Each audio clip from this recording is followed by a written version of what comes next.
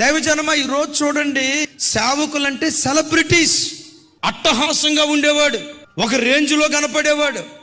ఆ పాస్టర్ గారి dress decoration కోసం ఒక ఫ్యాషన్ డిజైనర్, అమ్మగారి శారీ కట్టడానికి ఒక ఫ్యాషన్ డిజైనర్, అయ్యగారు ఏ కోట్ వేయాలి, ఆ కోటుకు ఏ టై కట్టాలి, ఆ టైకు కింద ప్యాంట్ ఎట్లుండాలి, ఆ ప్యాంటు కింద సాక్స్లు ఎట్లుండాలి. ఈరోజు చూడండి, క్రైస్తవం ఎటువైపు వెళ్తుందో తెలుసా? ఆత్మీయతను విడిచిపెట్టి ఆర్భాటాల వైపు వెళ్తుంది. సెలబ్రిటీలు, రాజకీయ నాయకులు ఇట్లా అంటారు చూసారా, జనాల మధ్యలోకి రాను ఇట్లను. ఒక దైవ సేవకుడు తన బర్త్డే కోట్ల రూపాయలు ఖర్చు పెట్టి, ఎవరి డబ్బు అది? ఎవరిచ్చిన డబ్బు సార్ అది? ఎక్కడి నుంచి వచ్చిన డబ్బు సార్ అది? విశ్వాసుల రక్తపు పునాదుల మీద కొంతమంది సేవకులు కోట్లకు పడగెత్తుతున్నారు. అరే, వాళ్ళు సినిమా యాక్టర్లా, సేవకులు అర్థం కావట్లా.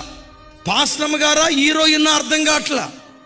మేకప్ వేసిందంటే అక్క ఏకంగా ఒక దెబ్బకి పౌరు డబ్బా ఖాళీ అయిపోవాల్సిందే. మా పాస్టర్ గారు వాళ్ళ ఇంట్లో పెళ్లి కార్యక్రమాలు చూసి ఉంటారు. నేనంట ముఖేష్ అంబానీ, అనిల్ అంబానీ కూడా ఆ రేంజ్లో చేయడం ఏంటి? క్రైస్తవం ఎటు వెళ్తుంది? నాకు అనిపిస్తుందండి, కొంచెం గ్రాండ్గా కనపడాలని అనిపించింది దేవుడికి సార్, అనిపించింది దేవుడికి అనిపిస్తుంది.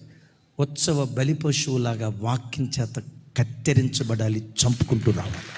బలి పశువులు ఎక్కడుంటాయో బలి పశువులను బట్టి సంఘంలో ఉత్సవం జరగటానికి దేవుడు కృప చూపిస్తాడు.